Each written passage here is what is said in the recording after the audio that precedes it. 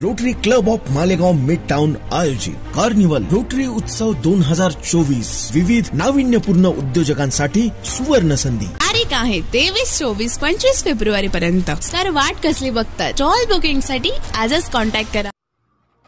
नाशिक जिल्हा बँकेने सुरू केलेल्या सक्तीच्या थकबाकी वसुली विरोधात व जप्ती प्रक्रियेविरोधात निफाड तालुक्यातील शेतकऱ्यांनी जिल्हा बँकेविरोधात एल्गार पुकारला आहे.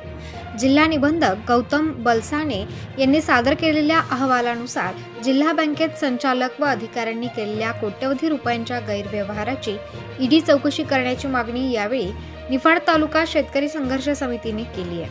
निफाड तालुका शेतकरी संघर्ष समितीची बैठक शनिवारी निफाड बाजार समिती सभागृहात चाटोरी सोसायटीचे चेअरमन सदाशिव खेलुकर यांच्या अध्यक्षतेखाली पार पडली. यावेळी थकबाकीदार शेतकऱ्यांच्या जिल्हा बँकेकडून सुरू असलेल्या पठाणी वसुली विरोधात चर्चा करून तीव्र जनआंदोलन उभारण्याचा निर्णय घेण्यात आलाय.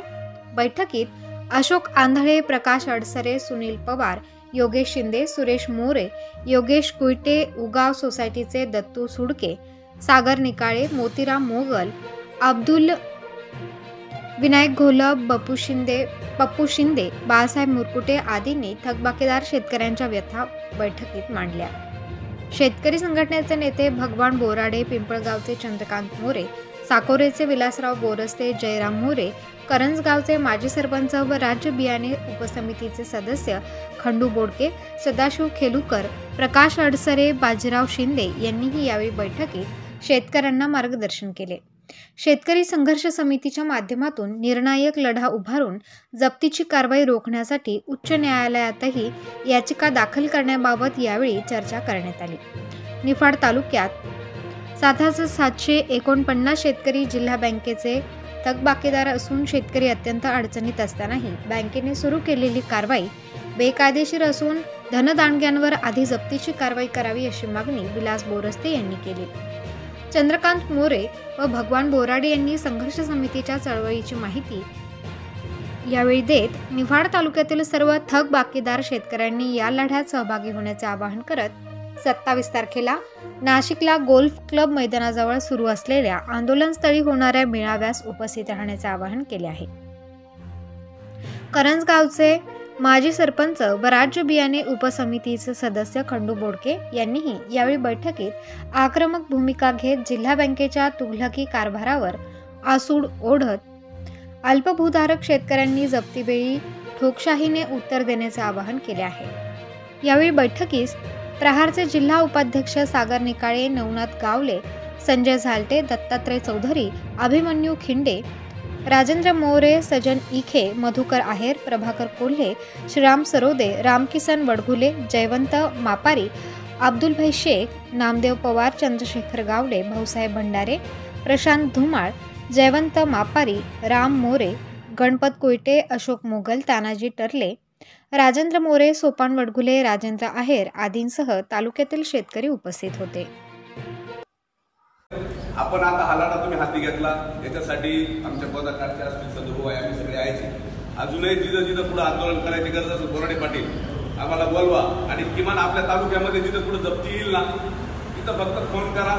लोकांना आपण शेतकऱ्याला मेसेज द्या, मोदी काका आपण 5-25 जण असे तयार आपल्या गुन्हे दाखल झाले तरी चालतील. शेतकऱ्यांसाठी पण हाणून काढले पाहिजे. सांगा कोणी काही करणार नाही. तुम्हाला सांगतो शासनही काही निर्णय घेणार नाही.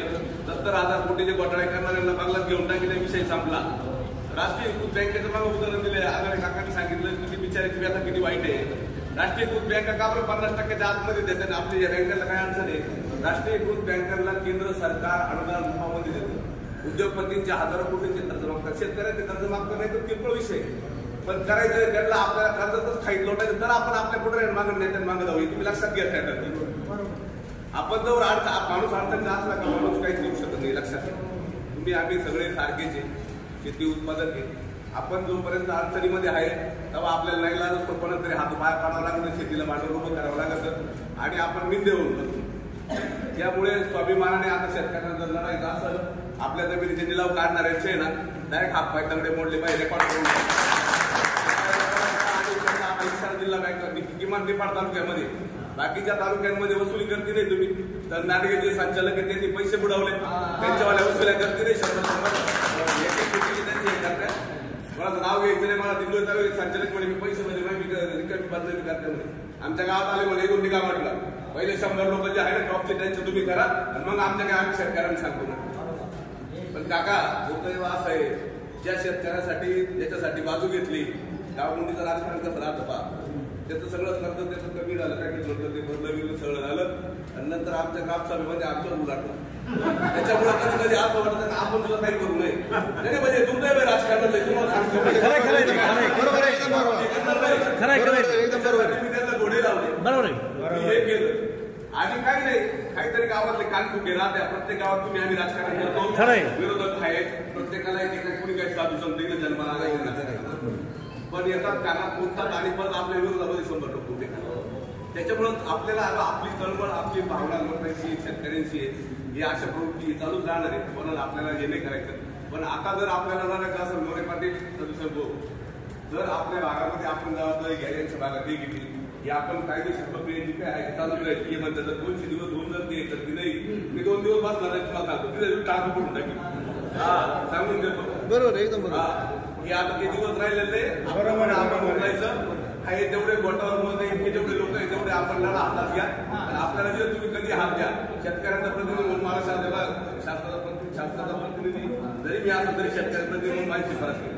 शेतकऱ्यांच्या प्रत्येक गोष्टीमध्ये उभं राहणं हे माझं कर्तव्य आहे, ते मी राहील आपल्या तालुक्यातल्या लोकांसाठी.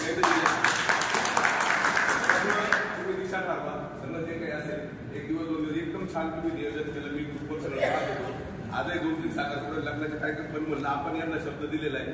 आज इथं गेलं नाही काय नाही, कसं 4 लोक एकत्र आल्याशिवाय विचाराचं देवाणघेवाण झाल्याशिवाय काहीतरी होणार नाही.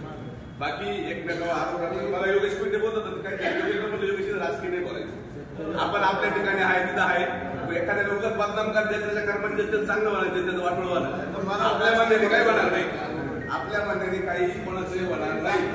आपलं कर्म चांगलं ठेवा, आपण भावना चांगली सेवा शुद्ध ठेवा, बरं नावं ठेवू नका.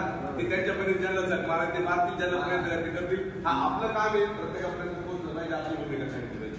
मला बरं वाटतं जर मला हे माहित होतं उद्धव साहेबांनी केली मिटिंग लावली, उद्धव साहेबांनी बिचारा उद्धव साहेबांची गाडी करते हे आयुष्यभर त्यांनी दिलं, आयुष्यभर हातपाय घेऊन दुखले पाहिजे. ते लोक जर त्यांच्याशी प्रामाणिक राहतील तुम्ही आपल्या सगळ्यांना काय छोटे, आपण या प्रक्रियेमध्ये छोटे कार्यकर्ते, आपण आपल्या परीने लढावे. आपल्याला